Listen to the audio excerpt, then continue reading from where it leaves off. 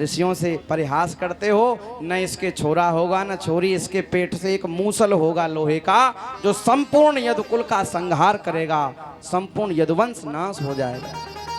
और ऐसा ही हुआ, जब सांब के पेट से कपड़े निकाले गए तो उनमें से लोहे का एक मूसल निकला। घबरा गए यदुवंशी, उसको रेती से रितवा करके चूर्ण बना दिया, समुद्र में फेंक दिया। एक कील बची, उसको जरा नाम के व्याध ने अपने बाण पर लगा लिया, और यही मूसल यदुवंश के विनाश का कारण बना। एकादश स्कंद में अवधूतोपाख्यान की भी कथा है। दत्तात्रेय जी ने 24 गुरु बनाए, ये कथा है। पृथ्वी वायुराकाशम आपो अग्निश्चंद्रमा रवि, समुद्रो अजगरो बालो बाणकृत तंतुदांगलकृत। पृथ्वी को गुरु बनाया और पृथ्वी से क्षमा की शिक्षा ली। पृथ्वी पर कोई गड्ढे खोदे, मलमूत्र त्याग करे, लेकिन पृथ्वी प्रतिकार नहीं करती है। और ऐसी बात नहीं है प्रतिकार कर नहीं सकती है, थोड़ा सा ऐसे ऐसे हो जाए ना, बड़ी बड़ी अट्टालिकाएं और बिल्डिंग गिर जाती हैं। लेकिन पृथ्वी की सहनशीलता, प्राणवायु से प्राण निर्वाह मात्र वृत्ति की शिक्षा ली। सांस उतनी ही, प्राणवायु उतनी ही श्वास लेती है जितनी उसको आवश्यकता, उससे ज्यादा नहीं लेती। आकाश से आत्मा की असंगता की शिक्षा ली। जल से स्वच्छता और निर्मलता की शिक्षा ली। अग्नि से तेजस्विता की शिक्षा ली। चंद्रमा से जन्माद षड्विकारों से आत्मा की निर्विकारिता की शिक्षा ली। समुद्र से धीर गंभीरता की शिक्षा ली।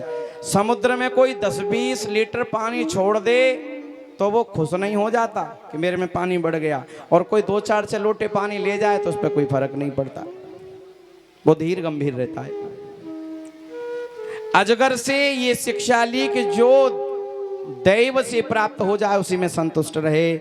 अजगर करे न चाकरी, पंछी करे न काम, दास मलूका कह गए सबके दाता राम।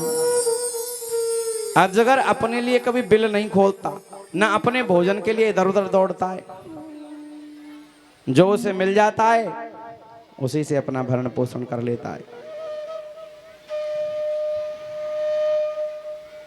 बाण बनाने वाले से चित्त की एकाग्रता की शिक्षा ली। एक बाण बना रहा था कोई व्यक्ति और पास से एक डोला निकला, उसको पता ही नहीं चला। इसलिए जो भजन करने वाले व्यक्ति हैं उनको एकाग्र मन से भजन करना चाहिए।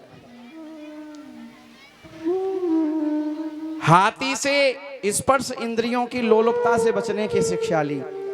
पतंगे से रूपाशक्ति की, पतंगे को पता है कि अग्नि के पास जाऊंगा तो भस्म हो जाऊंगा, लेकिन फिर भी मानता नहीं है, उसके रूप पर मोहित होकर के दीपक के पास जाता है और पतंगा जल जाता है।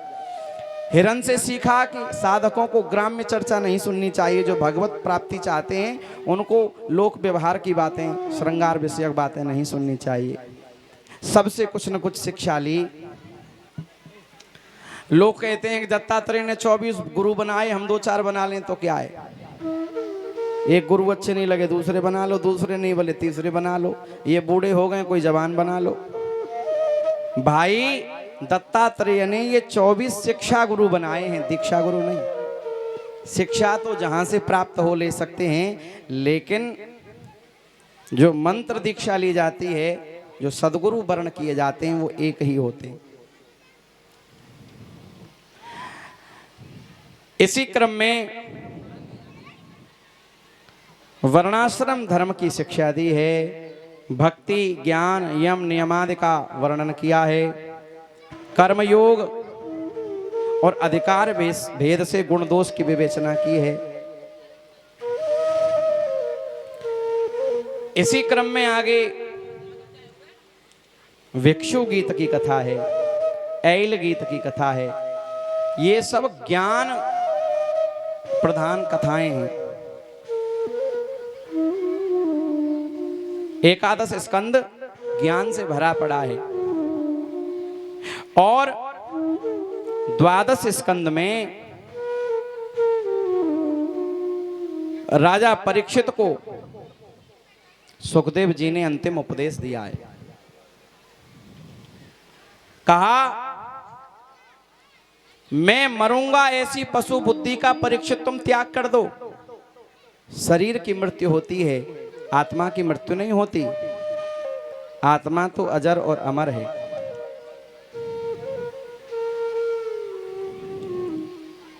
परीक्षित ने कहा, गुरुदेव अब मुझे इसका भय नहीं है कि तक्षक के दंशन से मेरी मृत्यु होगी।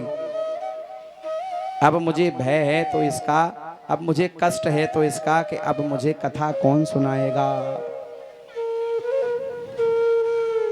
अब मेरी मृत्यु तक्षक के दंशन से नहीं, अब तो मेरी मृत्यु कथा के वियोग से होगी। त्वं तु राजन मरिष्येति पशु बुद्धि मिमां जहि न जातः प्रागभूतोऽद्य देहवत्वं न नंक्षसि। परीक्षित कह रहे हैं, अब मेरी मृत्यु तक्षक के दंशन के भय से नहीं है। अरे अब मुझे कथा कौन सुनाएगा, इस वियोग से मेरे प्राण छूट जाएंगे। कह रहे हैं परीक्षित, अहम ब्रह्म परम धाम ब्रह्माहम परमं पदम।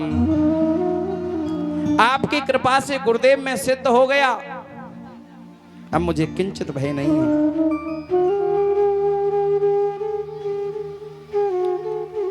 है। राजा परीक्षित ने सुखदेव जी का पूजन किया है, क्योंकि कथा का विश्राम है। सुखदेव जी अब कथा सुना करके जाने वाले हैं और परीक्षित का वो समय निकट आ रहा है तक्षक के दंशन का। सुखदेव जी ने अंतिम उपदेश दे करके राजा परीक्षित को अभय पद प्रदान किया और राजा परीक्षित ने सुखदेव जी का पूजन किया।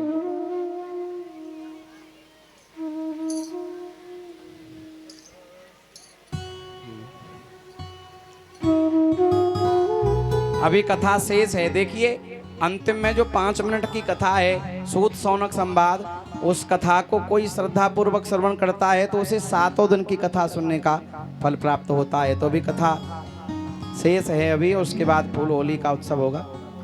हर की कथा सुनाने वाले ओ हरि नाम जपने वाले तुमको लाखों प्रणाम, तुमको लाखों प्रणाम, लाखों प्रणाम, तुमको लाखों प्रणाम। हरि की कथा सुनाने वाले, हरि की कथा सुनाने वाले, ओ हरि नाम जपने वाले, ओ हरि नाम जपने वाले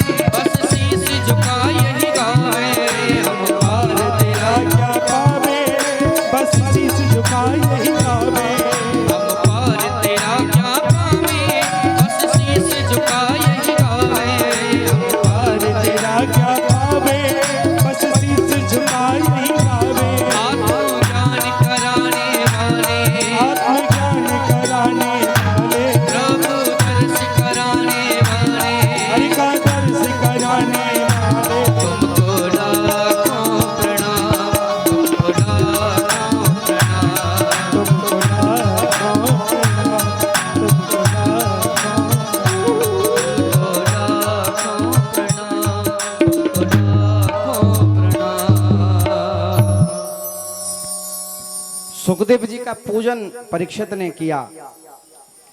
कहा गुरुदेव आपकी कृपा से मैं सिद्ध हो गया, अब मुझे मृत्यु का भय नहीं है।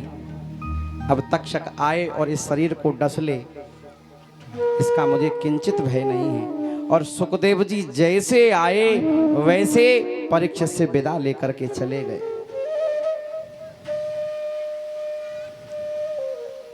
परीक्षित उत्तर मुख होकर के बैठे हैं।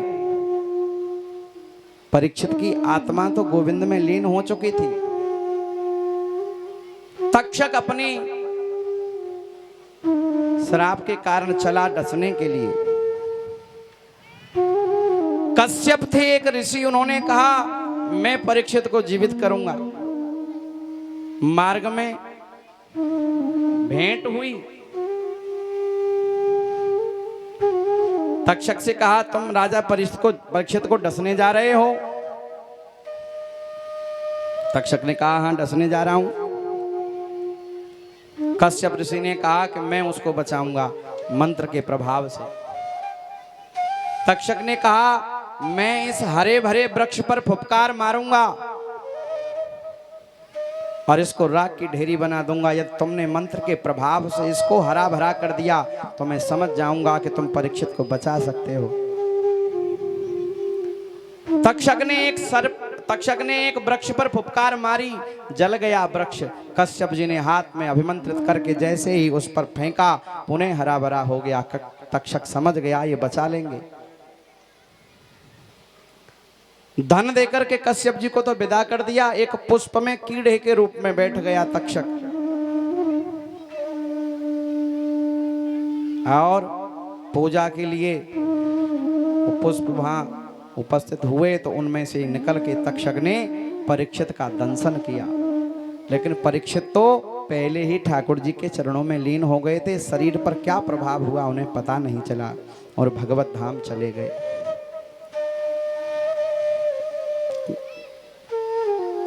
श्री सूत जी कहते हैं परीक्षित के पुत्र जन्मेजय को जब पता चला कि तक्षक के दंशन से मेरे पिता की मृत्यु हो गई तो उन्होंने सर्प यज्ञ प्रारंभ किया।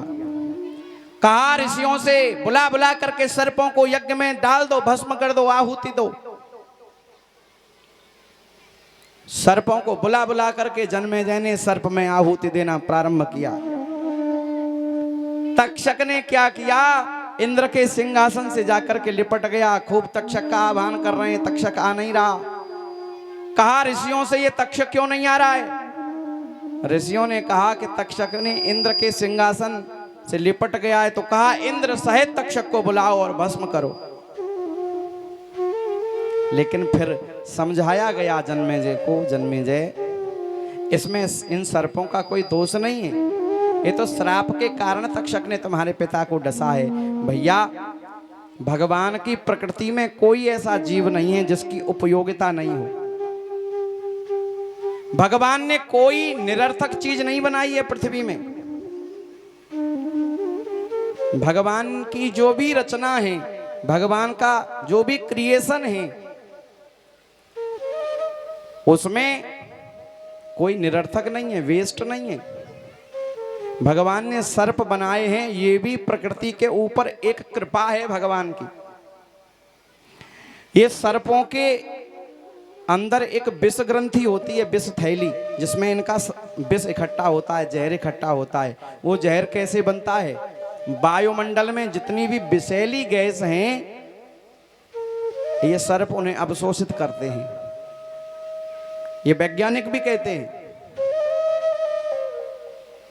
अगर ये सर्प नहीं हो तो ये वायुमंडल विषैली गैसों से आच्छादित हो जाए, हम श्वास नहीं ले सके। तो भैया ये सर्प भी पृथ्वी के लिए उपयोगी है। तुम ये यज्ञ बंद कर दो। यज्ञ बंद कर दिया। आगे श्री सूत जी ने पुराणों के विभाजन की कथा सुनाई है, उनके लक्षण सुनाए हैं। मार्कंडेय ऋषि की तपस्या और मार्कंडेय ऋषि को प्रलय के दर्शन हुए हैं, ये कथा भी श्री सूत जी ने सुनाई।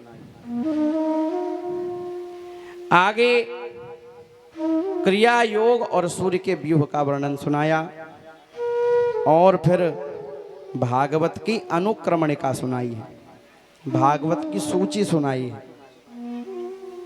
ऐसा कहते हैं कि जो 7 दिन तक किसी कारण से साप्ताहिक की कथा नहीं सुन पाए हों, यदि वो भागवत की अनुक्रमणिका सुन लें तो उन्हें 7 दिन की कथा सुनने का फल प्राप्त हो जाता है। अब ये मत समझ लेना कहीं कथा हो तो लास्ट में ही पहुंचो 5 मिनट के लिए पूरा फल लेना है, तो काय को 7 दिन जाएं गर्मी में हैं। ये देखो अर्थ का अनर्थ लोग लगा लेते हैं अपने हिसाब से, बोले कह दिया है व्यास जी तो लास्ट में पहुंचो, 5 मिनट पूरा फल लेके आ जाओ। ऐसी बात नहीं है। देखिए भागवत का एक भी शब्द हो वो कल्याण करता है, ये सत्य है।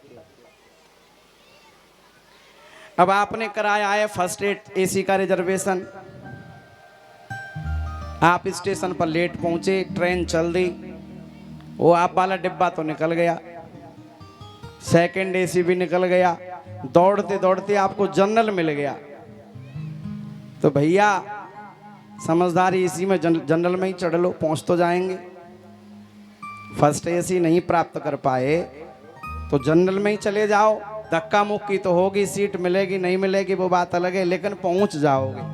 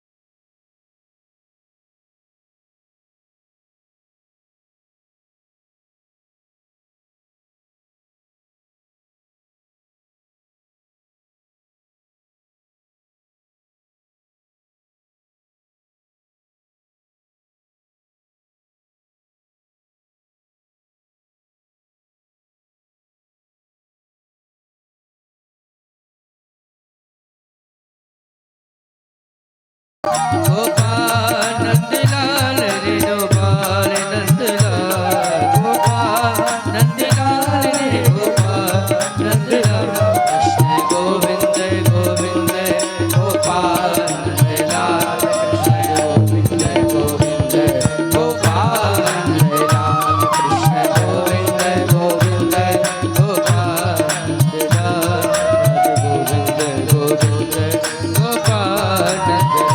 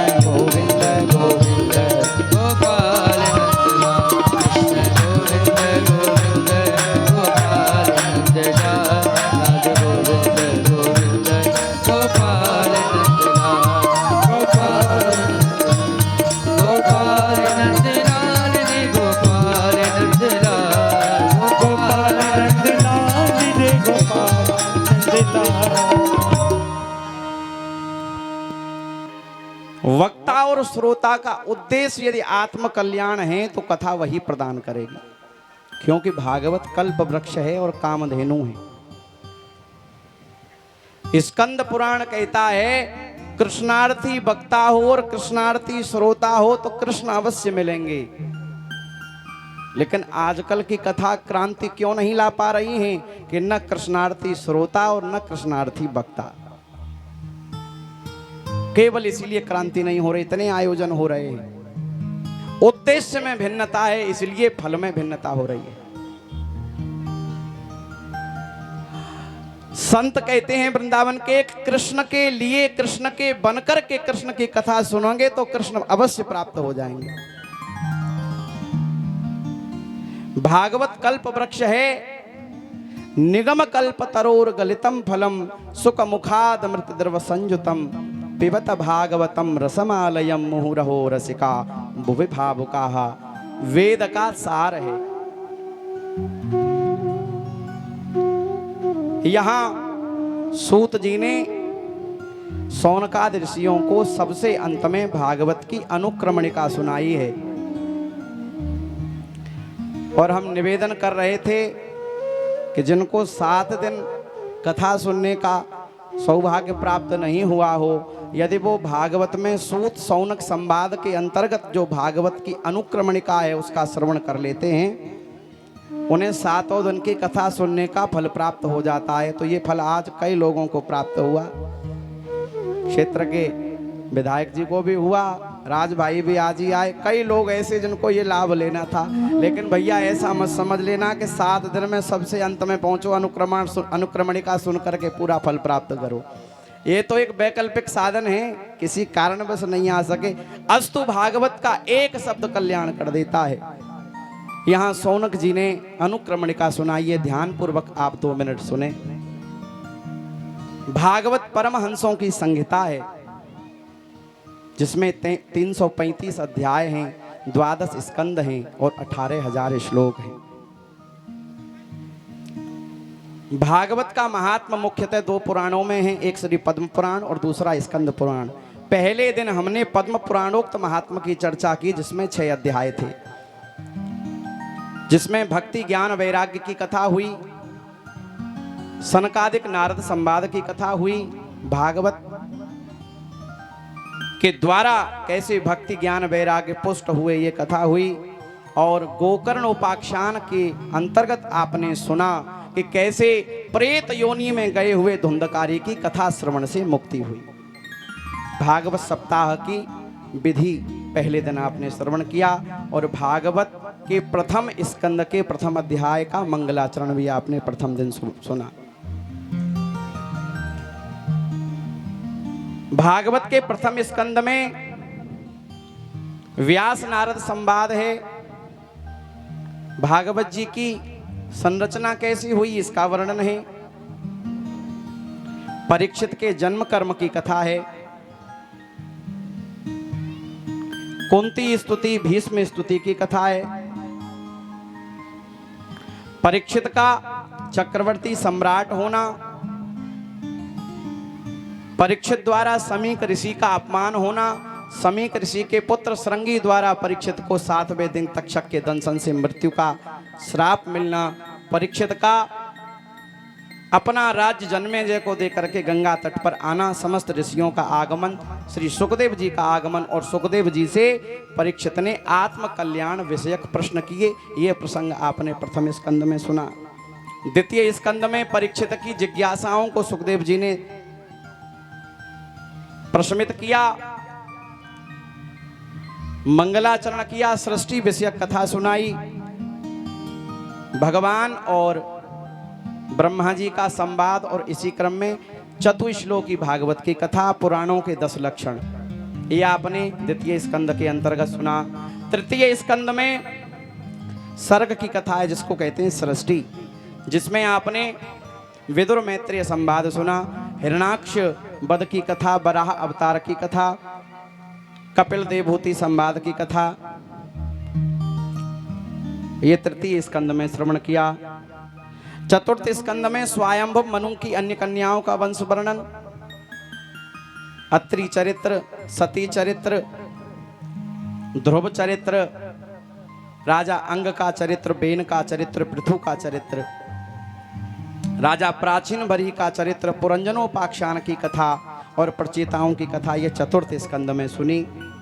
पंचम स्कंद में महाराज मनु के छोटे पुत्र प्रियव्रत का चरित्र, भगवान ऋषभ देव की कथा, महाराज जन भरत का प्रसंग, जन भरत रहुगण की भेंट और भूगोल खगोल की कथा, भवाटवी का वर्णन, नरकों का वर्णन ये पंचम स्कंद में सुना। षष्ठम स्कंद में अजामिलोपाख्यान की कथा, नारद जी द्वारा दक्ष पुत्रों को विरक्ति, इसी क्रम में देवताओं द्वारा विश्वरूप को अपना गुरु बनाना, वृत्तासुर चरित्र की कथा। सप्तम स्कंद में प्रहलाद जी की चरित्र की कथा, कर्म पंचाध्याय की कथा सुनी, वर्णाश्रम धर्म का श्रवण किया। अष्टम स्कंद में भगवान ने गजेंद्र पर कृपा की ग्राह का उद्धार किया और इसी क्रम में समुद्र मंथन की कथा और देवासुर संग्राम की कथा, वामन अवतार की कथा, वामन भगवान द्वारा राजा बलि पर कृपा करना, मत्स्यावतार की कथा। नवम स्कंद में भक्तों के चरित्र वर्णन है। इसी क्रम में आपने सूर्यवंशी राजाओं का चरित्र सुना, जिसमें नभग, अम्बरीश इत्यादि राजाओं का चरित्र, युवनाश, सगर इत्यादि राजाओं का चरित्र और भगवान श्री राम की मंगलमयी कथा। और दसम स्कंद में वसुदेव देवकी के यहाँ भगवान का प्राकट्य, गोकुल में नंदोत्सव, भगवान की मधुराति मधुर बाल लीलाएं, भगवान का वृंदावन आगमन, अघासुर बगासुर इत्यादि दैत्यों का उद्धार, 7 वर्ष के भगवान द्वारा गिरि गोवर्धन को अपने बाएं अंग पर धारण करना, ये कथा आपने श्रवण की। महारास की लीला और अत्यंत वियोग मथुरागमन की लीला भी आपने दसम स्कंद के अंतर्गत सुनी। भगवान का विद्याध्ययन करने के लिए उज्जैनी में सांदीपन गुरु के यहाँ जाना, काल्यवन इत्यादि का वध करना और द्वारिकापुरी में जाकर बलराम जी का रेवती जी के साथ और भगवान का विवाह रुक्मिणी एवं 116,108 रानियों के साथ विवाह की कथा आपने दसम स्कंद में सुनी। एकादश स्कंद में यदुवंशियों को ऋषियों द्वारा श्राप, अवधूतोपाख्यान की कथा, नव योगेश्वरों की कथा, भगवान का स्वधाम पहुंचना। द्वादश स्कंद में मुक्ति तत्व की कथा, आश्रय तत्व की कथा, जिसमें परीक्षित का स्वधाम जाना, तक्षक का आना, जन्मेजय का सर्पयज्ञ इत्यादि। यही भागवत की संपूर्ण कथा है, जिसका श्रवण आप विगत 7 दिनों से यहाँ प्राप्त कर रहे हैं। पहले दिन में आपसे निवेदन किया था कि भागवत की कृपा का संयोग कब बन पाता है, जब 3 संयोग घटित होते हैं जीवन में। पहली सद इच्छा, फिर सद प्रयास और फिर भगवत अनुग्रह। ये तीनों हम सब के जीवन में एक साथ घटित हुए तो ये दुर्लभ संयोग हमें प्राप्त हुआ। कुछ लोगों ने हमसे कहा कथा ठीक हो रही है, इसमें अपना कोई श्रेय नहीं है। संतों के चरणों में बैठ करके जो कुछ सीखा पढ़ा वही आपको सुनाया और अनुशासन के क्रम में डांटा भी। इसलिए डांटा कि इस आसन पर आपने बिठाया है, इसलिए अनुशासन की जिम्मेदारी भी मेरी थी। तो कोई ऐसा शब्द जो आपके मन को कोई आढ़ा टेढ़ा लग गया हो तो उसको यहीं छोड़ जाना। आप ही के बालक हैं, अनुशासन के क्रम में कुछ कह दिया होगा। और आप सबके लिए इस व्यासपीठ से मैं मंगल कामना करता हूँ। इस यज्ञ में जिसकी तन से, मन से, धन से अथवा अनुमोदन भी जिसने किया, वे सभी संपन्न रहें, सुखी रहें, स्वस्थ रहें और आयोजक परिवार पर खूब कृपा ठाकुर जी की ओर से, सभी श्रोताओं पर और जिन्होंने अगल बगल में बैठ करके कथा सुनी उन पर भी ठाकुर जी की खूब कृपा हो। हम तो ये कहते हैं वो ऐसे ही सुनते रहें। और जिन्होंने छिद्रान्वेषण के लिए भी कथा का श्रवण किया, कुछ लोग यही होते हैं ना, कमी ढूंढो, पहले कथा सुनो पर अच्छाइयों को छोड़ो, कमी ढूंढो। तो ऐसे छिद्रान्वेषियों के लिए भी ठाकुर जी के चरणों में खूब खूब मंगल कामना कि वे जिस कार्य के लिए आते हैं वही होता है, वही कर सकते हैं। आप सबके लिए ठाकुर जी के चरणों में मंगल कामना। जो भी इस कथा से जुड़े, संगीत वाले बंधु, हमारे आचार्य लोग, इन सब के लिए खूब खूब मंगल कामना। और आप भी भगवान से हमारे लिए मंगल कामना कर देना कि जब तक इस शरीर में प्राण रहें हम निस्वार्थ भाव से आप लोगों को कथा सुनाते रहें, आप इसी प्रकार कथा रस का पान करते रहें। जय जय श्री राधे। कथा के अंत में होली उत्सव का आयोजन था, होगा अभी।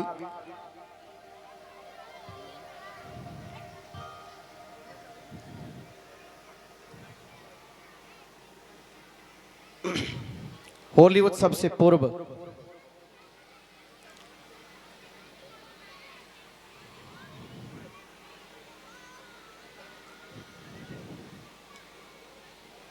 व्यासपीठ के प्रति आदरणीय विधायक जी के भाव आप श्रवण करें, उसके बाद होली उत्सव।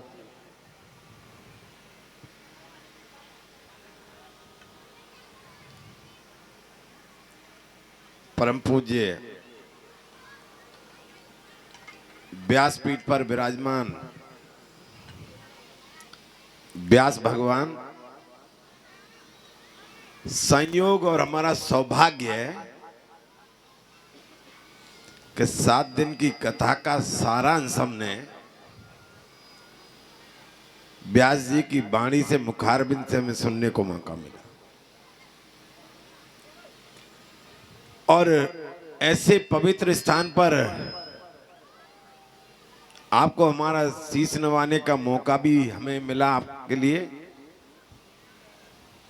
और तुलसीदास जी ने कहा है रामायण में, अहो भाग्य भव दर्शन पावा। तो इस भूमि पर, खेरे बाबा की भूमि पर आपके दर्शन करने के बाद जीवन धन्य हो गया। और भगवान से प्रार्थना है कि हे भगवान, हमको संबल शक्ति, मतलब तुम्हें भी और मुझे भी, खाली मुझे नहीं, आपको और मुझे दोनों को संबल शक्ति आशीर्वाद देना, और इतना देना कि व्यास जी कथा सुनाते रहें और हम कथा सुनते रहें। और जहां तक मैं आयोजकों को कहता हूं कि दुनिया में सबसे बड़ी चीज हम कहते हैं कि भगवान से बड़ी दुनिया में कोई चीज नहीं। क्यों व्यास जी? लेकिन भगवान से भी कोई बड़ी चीज और है।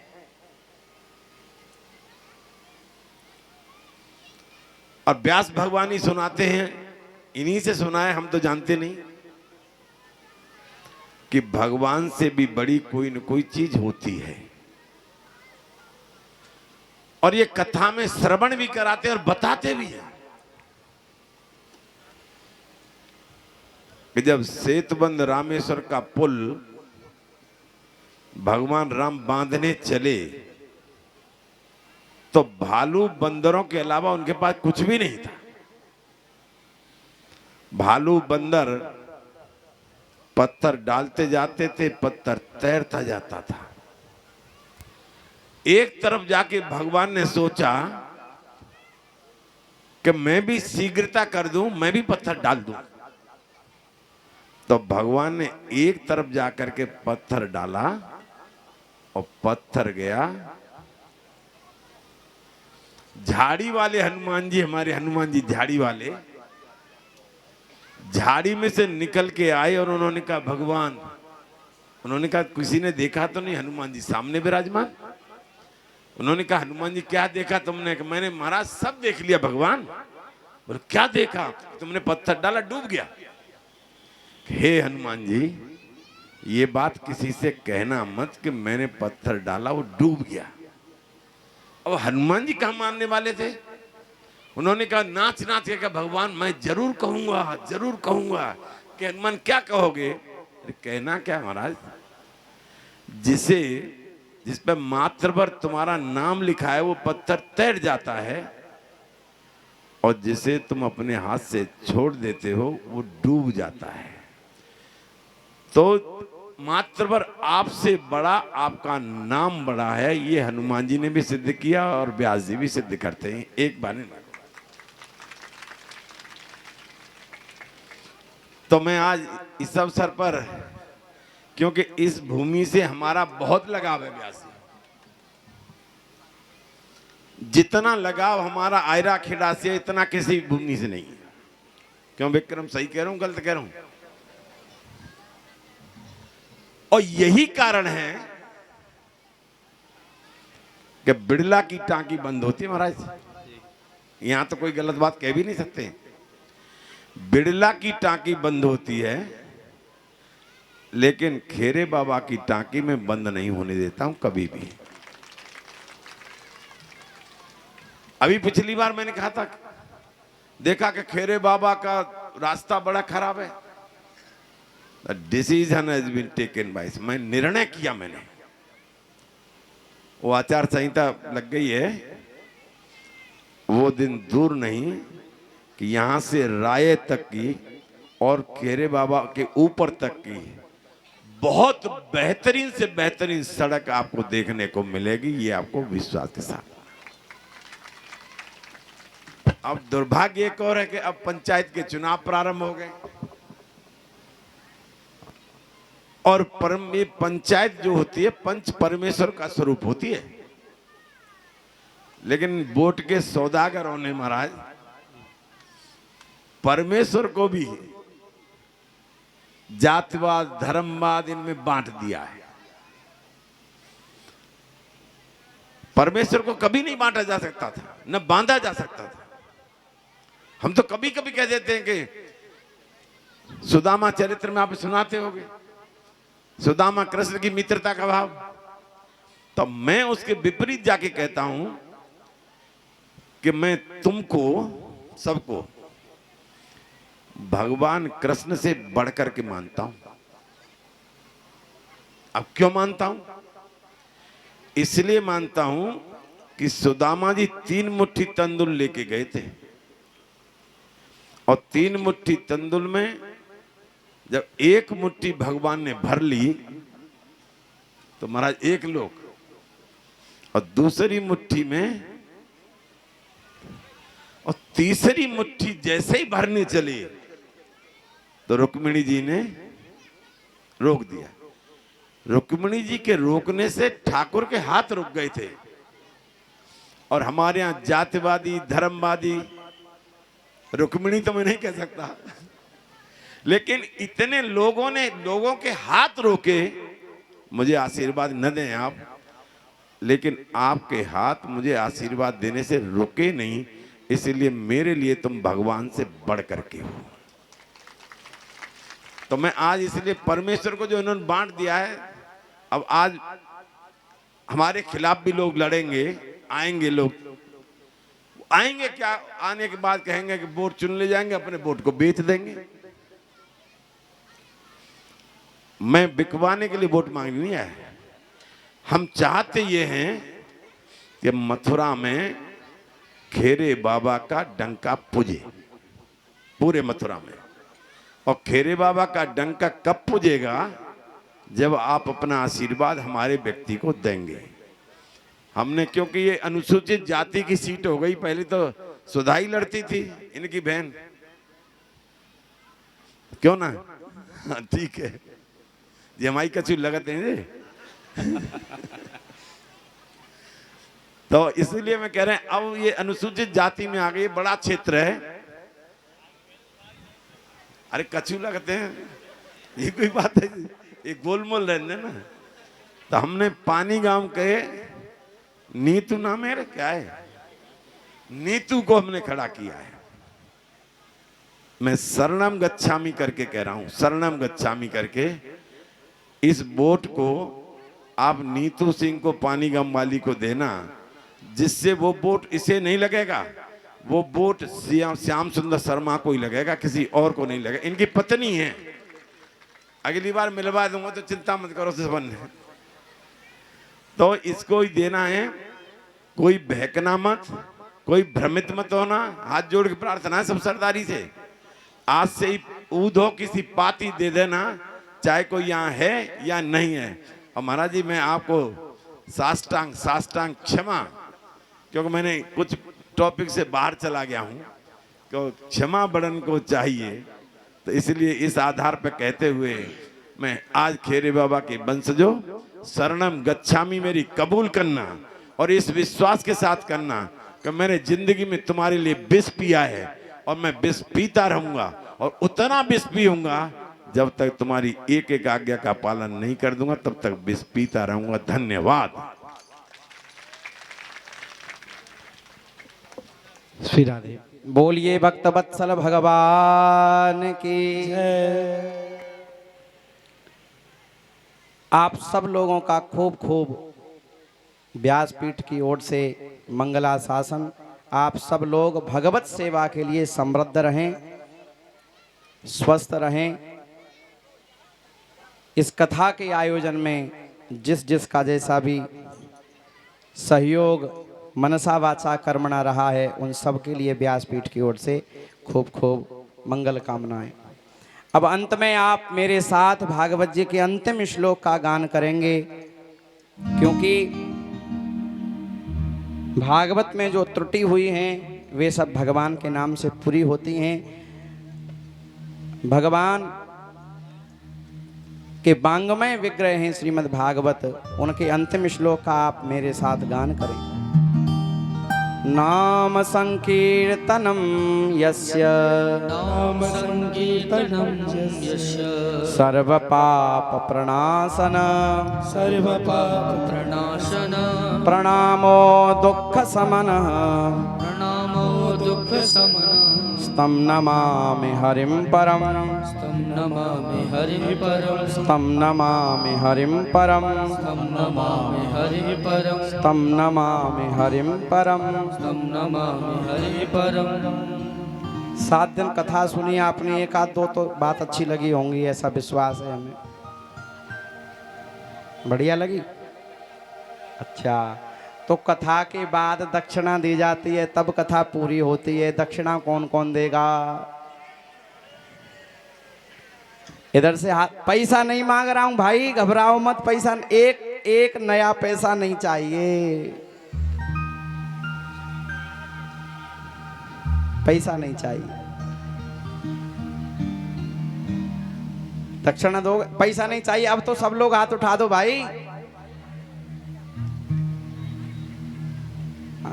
अकाउंट में ये मुझे नहीं पता किसके में क्या है, मुझे चाहिए भी नहीं। आप लोगों का स्नेह बना रहे, ये बहुत है। दक्षिणा में आप एक चीज तो अवश्य देना।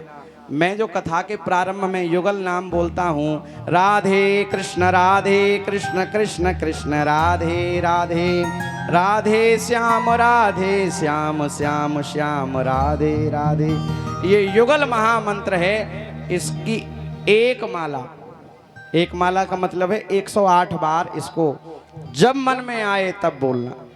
जब समय हो, खाते हुए, पीते हुए, सोते, बैठते, जागते, कभी भी इस नाम को 108 बार प्रतिदिन बोलना। और यदि शरीर में सामर्थ्य है तो एकादशी का व्रत आप अवश्य करें। शरीर में सामर्थ्य है, एकादशी का व्रत हरि से मिलाने वाला है, हरि की प्रसन्नता के लिए है। आप कहेंगे महाराज भूखा नहीं रहा जा, तो चिंता मत करो, भूखा कोई नहीं मरता।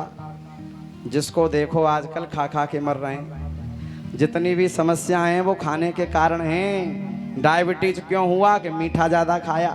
कोलेस्ट्रॉल क्यों हुआ? चिकनाई ज़्यादा खाई। शरीर में सामर्थ्य है। और एक व्यसन कोई अपने मन में सोच लें, जो आपकी बुरी आदत है, उसको हम भागवत के पांडाल में छोड़ के जाएंगे।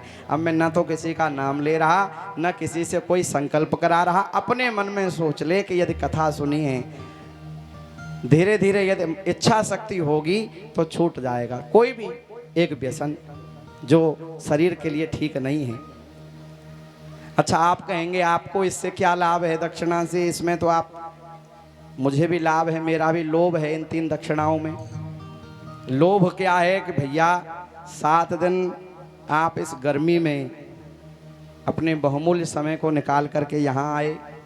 आयोजक परिवार ने हमारी और हमारी टीम की खूब सेवा की। 2 दिन हम नहीं आ पाए थे भोजन के लिए। मैं घर है यहाँ भी और वहाँ, तो रिंकू भाई का फ़ोन गया कि ये ठीक बात नहीं है, आप घर पे आइए। ज़बरदस्ती इन्होंने बुलाया, बड़ी सुंदर सेवा की। और सेवा के रूप में हमने जो प्राप्त किया, भोजन किया, तो उसका कर्ज भी चुकाना है। ठाकुर जी के पास जाएंगे और ठाकुर जी पूछेंगे कि रिंकू का माल तो उड़ाया, लेकिन रिंकू को भगवान से जोड़ा कि नहीं। लोगों से पैर तो छुपा लिए लेकिन लोगों को भगवान से जोड़ा कि नहीं, तो फिर भगवान को क्या मुंह दिखाएंगे। तो भैया कथा सुनने से पहले भी वही जीवन हो और कथा सुनने के बाद भी वही जीवन रहे, तो मेरा 7 दिन कथा कहना और आपका 7 दिन कथा सुनना निरर्थक है। कथा सुनने के बाद तो जीवन में कुछ परिवर्तन होना चाहिए। कथा सुनने के बाद तो हम थोड़ा भगवान की ओर जुड़ें। कथा सुनने के बाद तो थोड़ा मन को ये पीड़ा हो कि अब तक जो जीवन गया वो निरर्थक गया। कथा सुनने के बाद तो हम कल्याण के लिए कुछ सोचें, भजन से जुड़ें। यही कथा सुनने का सही अर्थ है। और मेरा भी कथा सुनना तभी सफल होगा जब आप भगवान से जुड़ेंगे। और 108 बार तो इस नाम को ले ही सकते हैं। और मैंने चौथे दिन की कथा में आपको बताया था, नामना मकार बहुधा निज सर्व शक्ति तत्रार्पिता नियमित स्मरणेन काल एतादृशी तब कृपा भगवन ममापि दुर्दैव मित्र समिहा जननानुराग। ये नाम का सहारा ले लो। नाम में और भगवान में कोई अंतर नहीं है, क्योंकि जब यहाँ से जाओगे तो साथ में कुछ नहीं जाएगा, केवल नाम की पूंजी जाएगी और फिर सिवाय पछताने के कुछ बचेगा नहीं। एक पथिक जा रहा था, राजस्थान की भूमि थी। रात्रि में आकाशवाणी हुई, जहाँ खड़े हो वहीं रुक जाओ और तुम्हारे नीचे जो कुछ है उसको अपनी झोली में डाल लो। उसने 1-2 मुट्ठी उठाई, झोली में डाली और कहा पूरी रात चलते रहो, सूर्योदय जहाँ हो वहाँ रुक जाना। और जब तुम अपनी झोली को देखोगे तो तुम प्रसन्न भी खूब होोगे और दुखी भी खूब होोगे। सूर्योदय हुआ, उस पथिक ने अपनी झोली देखी तो क्या था, उस झोली में हीरा मोती माणिक मोती थे। बड़ा प्रसन्न हुआ और फिर दुखी हो गया, अरे मुझे ऐसा पता होता तो 2-3 मुट्ठी काय को पूरा थैला भर लेता। और लास्ट में यही स्थिति हमारी होगी। आपको ये स्मरण होगा कि व्यास जी ने कहा था कि भैया नाम की पूंजी ले लो। 1-2 उनके कहने से ले ली, जिसके कारण हम भगवान की ओर उन्मुख हुए, लेकिन ऐसा दुर्दैव रहा कि हम थोड़े ही मोती चुन पाए, तो फिर आपको पश्चाताप होगा। इसलिए अभी से लग जाओ, जितना हो सके भगवान का नाम लो। और दक्षिणा के रूप में हमें यही दो कि आज से आप कम से कम कह रहा हूं 1 माला, तो यदि समय है तो पूरे दिन इस मंत्र का जाप करो, निश्चित आपको भगवत प्राप्ति होगी। नाम का आश्रय ग्रहण करने से आपका जीवन पवित्र होगा, आपके विचार शुद्ध होंगे और आप निश्चित ही भगवान के प्यारे होंगे। यही और मेरे लिए भी आप ठाकुर जी से प्रार्थना करना कि जब तक शरीर में प्राण रहें, जब तक ये वाणी स्वस्थ रहे, शरीर स्वस्थ रहे और प्राण रहें, अंतिम सांस तक मैं निस्वार्थ भाव से भगवान की कथा आपको सुनाता रहूं। कथा के माध्यम से कुछ भी प्राप्त करने की मेरी इच्छा कभी जागृत नहीं हो। कथा मेरी उपासना बनी रहे और इस भागवत की कृपा मेरे ऊपर बनी रहे। अब होली उत्सव मनेगा, समय तो 5:45 हो गए, लेकिन 15-20 मिनट होली उत्सव मनाएंगे ठाकुर जी।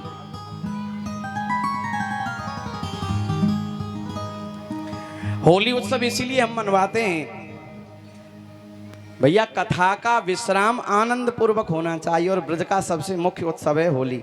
और होली का अर्थ ये है कि हम श्याम के रंग में रंग जाएं, हम ठाकुर जी के रंग में रंग जाएं। और आपको इस बात का अंदाज नहीं है रिंकू के तुम्हारे द्वारा कितना बड़ा कार्य हो गया। महाराज पीढ़ियां सोचती रहती हैं कि हम कथा कराएंगे, कथा कराएंगे, कथा कराएंगे, लेकिन जब तक भगवान की कृपा नहीं होती ना, तब तक ऐसे आयोजन असंभव हैं। तो दिव्य होली उत्सव के साथ इस कथा को विश्राम देंगे। बोलिए होरी के रसिया की श्री बरसाने वारी की नंदगाम बारे की जय जय श्री राधे।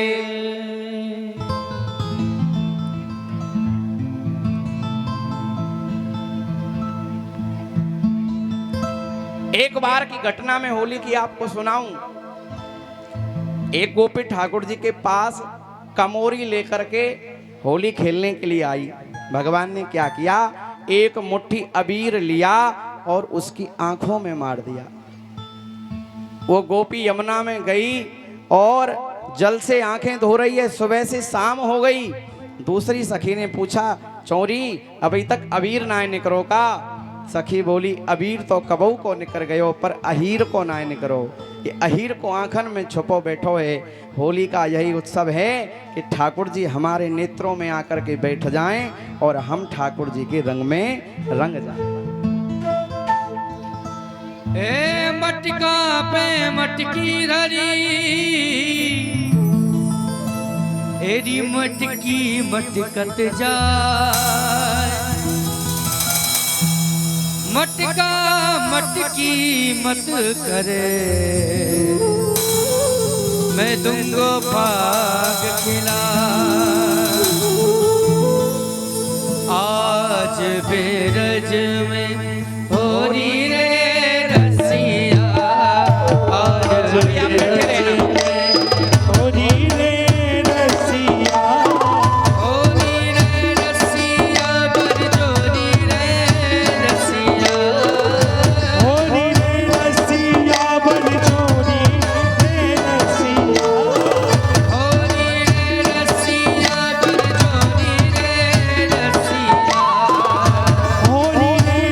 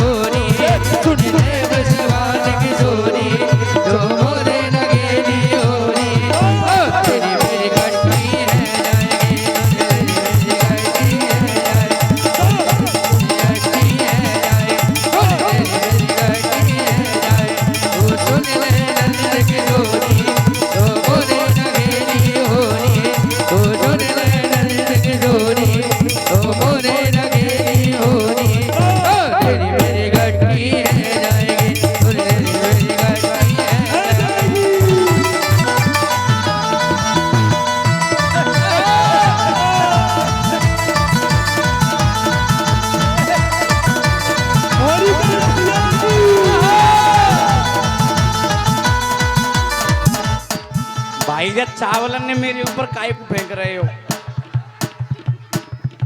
आधी किलो चावल मेरे ऊपर फेंक दे बता। अरे चावलन ते उरी खेली जाए। ठाकुर जी तुम पे फूल फेंक रहे हैं, तुम चावल फेंक रहे हो।